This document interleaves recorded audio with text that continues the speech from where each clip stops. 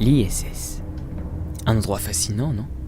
Être sans gravité pendant plusieurs mois, pouvoir se déplacer librement, tout ça, c'est l'objet le plus complexe jamais créé dans l'histoire de l'humanité. Et pourtant, je mettrai ma main à couper que la majorité d'entre vous ne connaissent pas son histoire. C'est pour cette raison que je vais vous la raconter en quelques épisodes d'une mini-série.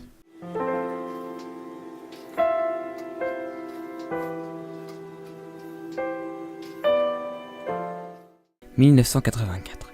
Ronald Reagan, président des États-Unis, évoque lors d'un discours son ambition à lancer un projet de station spatiale encadré par la NASA qui elle-même estime à 8 milliards de dollars le coût de son projet.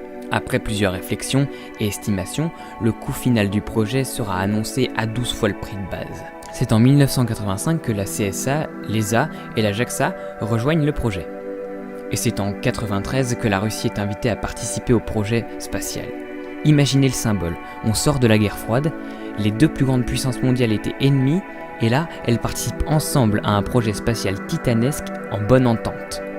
Bref, en 1997, c'est le Brésil qui rejoint le programme spatial de la station Alpha. Ouais, c'est son petit nom à l'époque, mais les Russes qui bousculent pas mal à leur arrivée, l'organisation du programme, disent que l'Alpha c'est pas un super nom parce qu'ils étaient vraiment à l'origine du programme spatial, parce que la station Mir, pour ceux qui connaissent, c'est la station spatiale créée par les Russes qui a mis en orbite déjà des astronautes, donc ils sont pas d'accord. Donc le projet est renommé ISS qui signifie International Space Station, vu tous les pays qui y participent, c'est plutôt un nom cool. Et c'est en 1998 que les premiers modules de la station spatiale sont assemblés.